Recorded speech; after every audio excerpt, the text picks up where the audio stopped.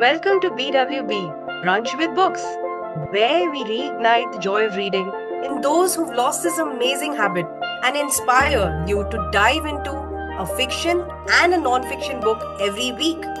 We uncover life-changing lessons and relatable insights from the most thought-provoking books of the century. Tune in and let us distill the essence of these treasure reads into actionable life skills perfect for busy lives like yours. So, welcome. Today, we will discuss a fiction book called Robinson Crusoe and a non fiction book called Tiny Habits.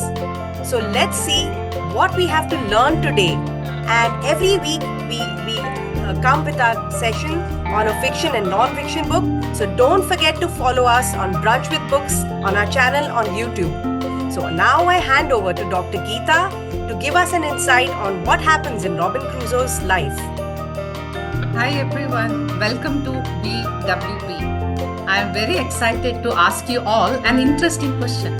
Can anyone stranded on an island alone for more than 27 years able to survive and thrive as well?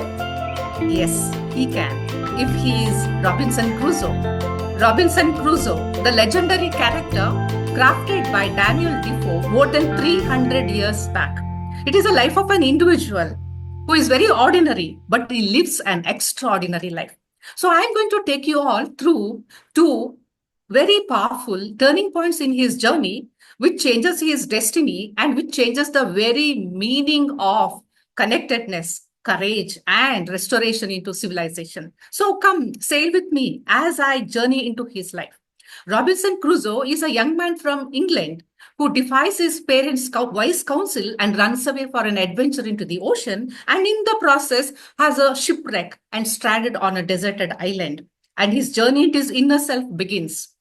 He learns how to build his shelter, to have food for himself, hunt and grow, and then manage meat and milk, domesticate animals, build his own implements, craft his own furniture, and do all the stuff. Even has a lamp that he creates, and he does enter his day-to-day account into a journal. Everything he does, and it is as if he's got the comforts of a household, except that he doesn't have anyone to talk to. One day he is drenched in a storm and he's on the verge of dying, and he has a dream. A fierce angel appears and he has an enlightenment that he's living a life of a savage. His soul is of a savage, and his journey towards spirituality begins, and he starts to pray.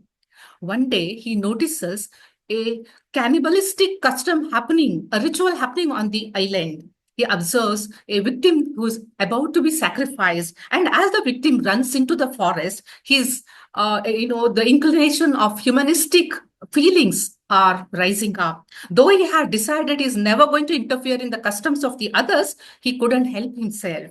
He rushes after, despite the threat to his own life, and he kills those cannibals and he rescues that young man. The young man is so grateful that he becomes his willing servant, but he accepts him as his companion, as his surrogate son. He names him as Friday. And he teaches him European manners. He teaches him to speak English. He teaches him to cook and to pray, and introduces him to Christianity. And this is so amazing that an individual who is focused only on his impulsive desires, who was in solitary for more than 28 years, he will have those feelings of empathy and connectedness, is something that I am so amazed at. So what do you think, Siddharth? Have you come across such kind of instances, or have you read about such experiences? And do you have any reflection on these feelings of connectedness and empathy that makes the people reach out to the others? Please share it. Absolutely, absolutely, Dr. Geeta, because I can completely relate to what Robinson Crusoe has done is because when he is alone in that place, the only thing which he, I think, connects with is a faith that there is something divine which is helping him or is connected to him to, help somebody. and that is exactly how maybe he got that empathy in him. I can relate to it with a incident which happened like when I joined my job, or the first job when I was doing. It was just few weeks into the job, and then we had some sessions, workshops. So since I was working in Infosys, we had some workshops with Sudha Murthy on the foundation, and she was talking to us about how to help the orphanages which are around the places where we were going. So, one of the orphanages we went on a weekend, and we were talking to them. We were teaching them few things and all. A very interesting thing happened to me was that two girls, I was just talking about some incident from my life, and two girls got very intrigued. They were like very little, young ones, maybe 8 years or 9 years. They came to me and they said that the story you are talking about is a story I have just read yesterday in our class, whatever chapter they had. I was like, which story is this? So I just saw, and it was a story which I had read in my childhood, and I could immediately connect to that. Even like what I was feeling when I was reading in my childhood, these kids were feeling the same. And when I was talking about my story, they could connect to that, those dots, they were like able to link that. And something shifted in me at that point. I immediately decided that I will adopt them for, their school education and their taking care of them and all that. And I spoke to the principal of the school, and then we made arrangements. Since I was a single, it was not okay to adopt, like physically adopt, but then they said that you can, give us the donations and grant or whatever way, and we will help the child growth. So that is how I got involved, and it was such a nice feeling. I had a very low income. I was just saving for myself, but I was saving for them also. So, and with God's grace, in a few years, I was able to travel to US, and I was able to earn more than what I was earning, and I was able to support those two girls completely till they actually their schooling finished, then they graduated, and now they are doing jobs, they are well settled. So it is such a happy feeling to, give that one opportunity to those people who are, less in their life, and then see that result coming out in front of you, and it feels so divine, I would say. What do you say, Shitapa? How do you take this particular discussion? Did you feel something like this in your life as well? Yeah, that I can relate to what you have said, and I'm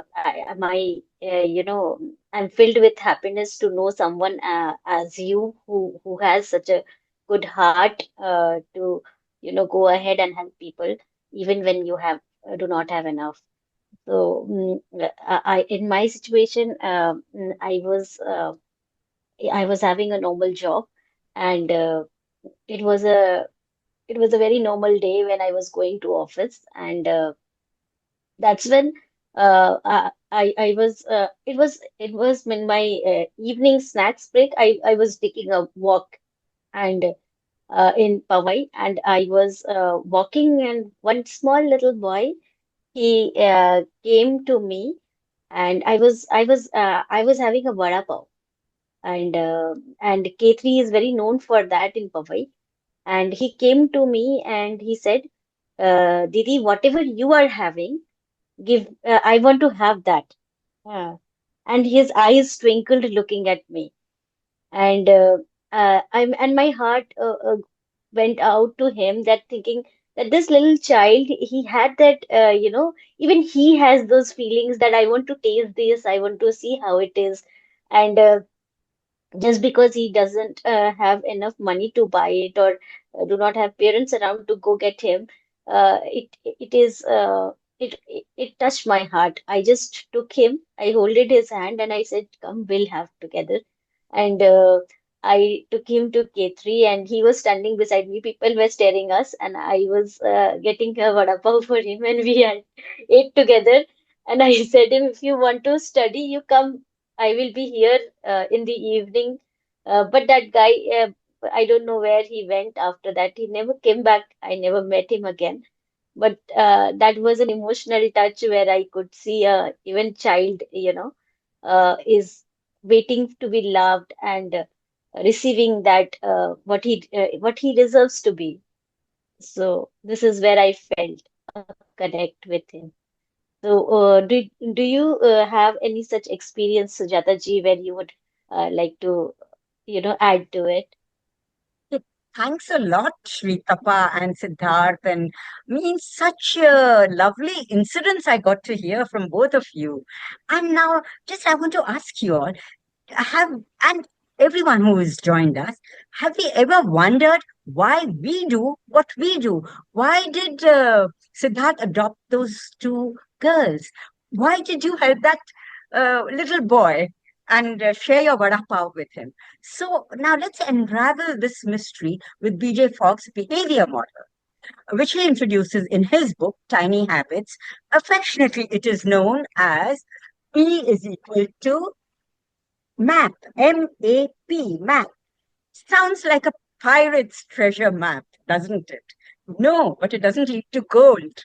It leads to us to understand our actions better. That behavior, B, occurs when motivation, M, ability, A, and prompt, P, converge simultaneously. To illustrate, Frog gives a personal anecdote. Once he went to, he had to go to a hotel room, and there, as soon as he enters, he sees a basket full of goodies, chips, granola bars, peanuts, things that he loves, all those salty snacks, I think, which many of us also love. Uh, and immediately exclaims, "Oh no!" Why? Because he knows he has to maintain healthy eating habits. And he knew that the basket would be a constant prompt tempting him daily. Recognizing this, Fogg leverages his ability, A, to alter the situation. How? He hit the basket on the lowest shelf of the TV cabinet and shut the door. Out of sight, out of mind. By removing the prompt, he successfully disrupted the behavior and avoided the snacks during his whole stay there. Now let's connect this to the thrilling story that Geeta shared about Robinson Crusoe and Friday. That's a classic example of P is equal to MAP, M-A-P in action. Crusoe, stranded on an island, observes cannibals with prisoners. When one prisoner makes a daring escape, Crusoe takes a decision. Now let's map it out. Motivation. Crusoe feels a deep moral urge to help. Maybe he's thinking, I've been alone for ages. It would be so nice to have a friend. Now, ability. He's got weapons. He's got survival skills. Plus, he knows the terrain very well. So he's well prepared. He can intervene. He has the ability. Prompt, the P. The sight of the escapee running for his life, that's a wake-up call for action. So all these align at the same time, and Crusoe leaps into action, saving the man he later calls Friday. He names him as Friday. So you see, high motivation and easy ability mean you are likely to act when prompted. So what do you do when you want to stop a behavior? Remove the prompt or make it harder to do. You want to start a new habit? Make it easy and find a good prompt. So that's what he suggests. So next time you're eyeing a cookie or thinking of skipping a workout, remember P is equal to MAP, MAP. Ask yourself, is my motivation high? Is it easy to do? What's prompting me? Stay curious. Now I would invite Jasveer to share her insights. Thank you. Over to you, Jasveer. Thank you, Sujata ji, and such a lovely insight. B is equal to MAP. And yes, I have experienced something similar to Gibbs. I had this very bad habit of popping in a candy in my mouth after every meal, breakfast, lunch, dinner, and was getting very unhealthy. And I was like, how do I stop this? So what I did is I took the jar of candies, and there were a lot of other snacks and stuff, things that I wouldn't reach out to, and I kept it far behind in the cupboard, which it was out of sight, so it was out of mind. And slowly, steadily, I got out of this habit of having a sweet after every meal. It saved me a lot of trouble for myself, because it's really not a good habit. So yes, I removed the prompt and helped myself. So thank you so much, Sujata ji. Yes, this is awesome. Now I'll hand it over to Dr. Geeta, who will tell us further about what Robinson Crusoe does and what we can learn from his life. Thank you. Yes. Over to you, Dr. Geeta. Thank you, Jasbir, and a wonderful insight that you have given how out of sight, out of mind, and how to manage all the impulses.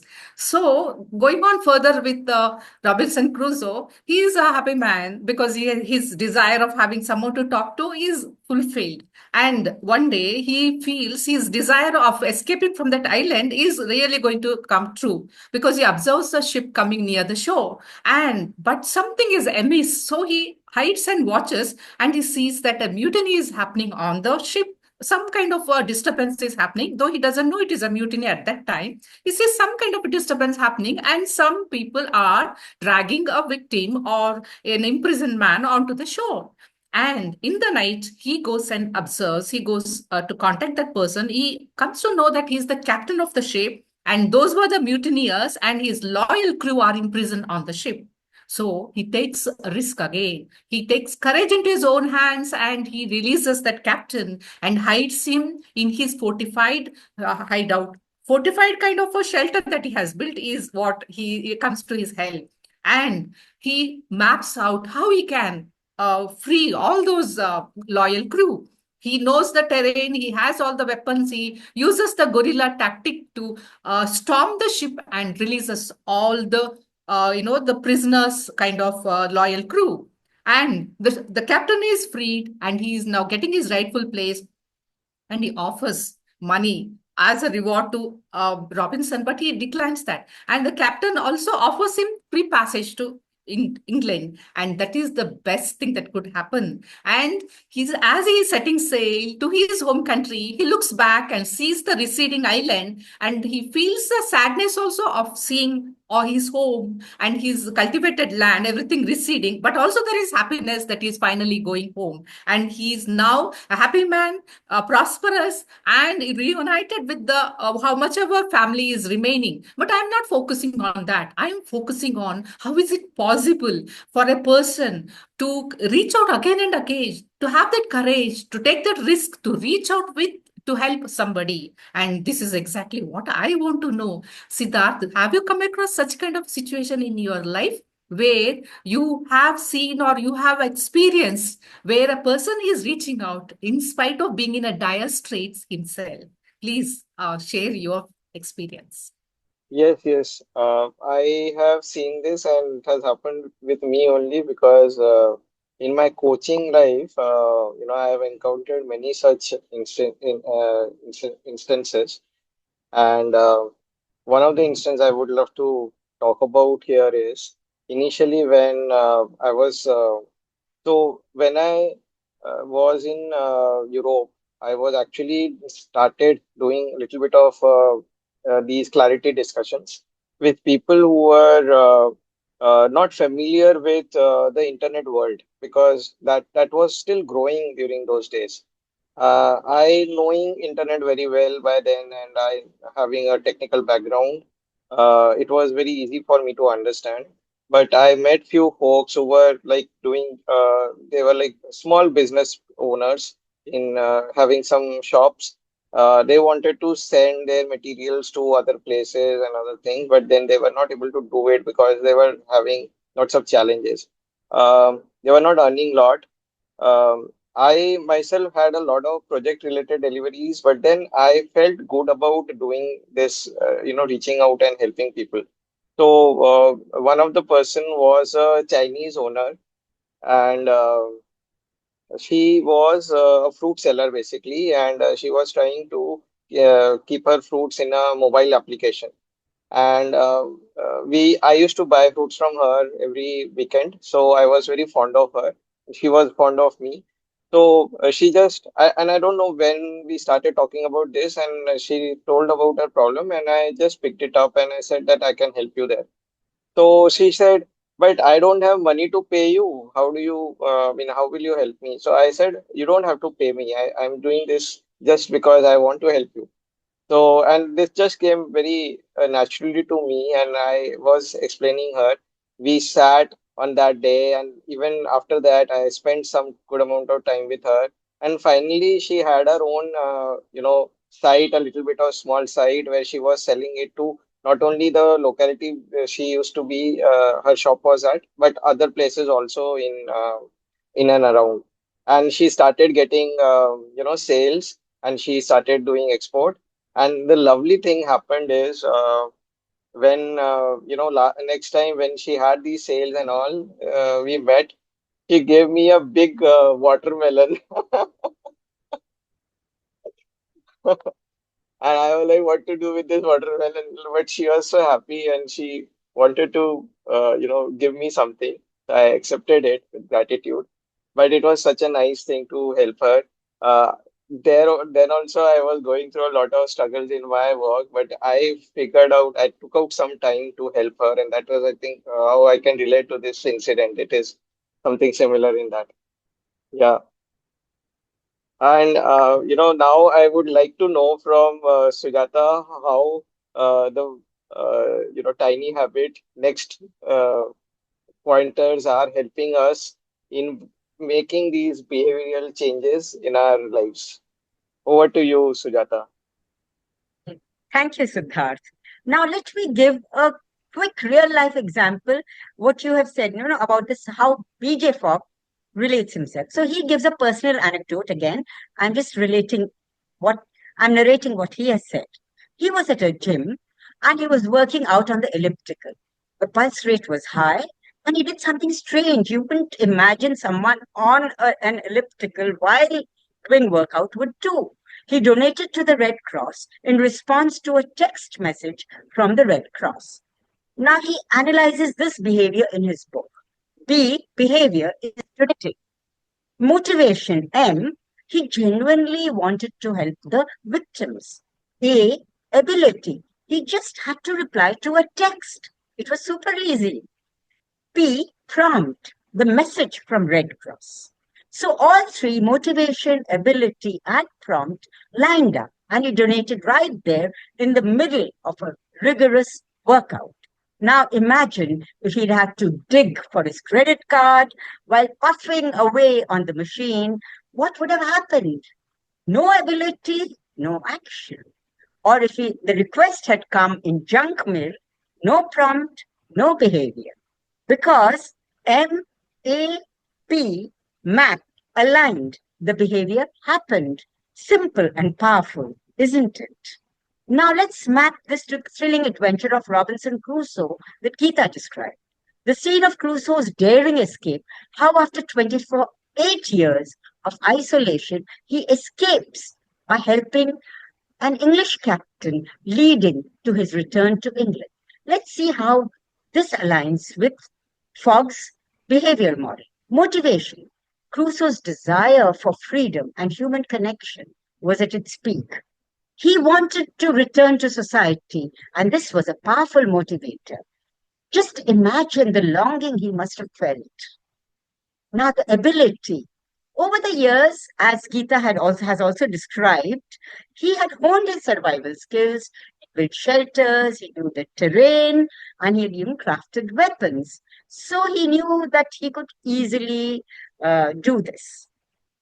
Now, have you ever thought about how your past experiences equip you for current challenges? Prompt. The arrival of the mutineers with a captive captain serves as the immediate trigger. He has to take some decisive action, he feels. Now, it's how it relates to life.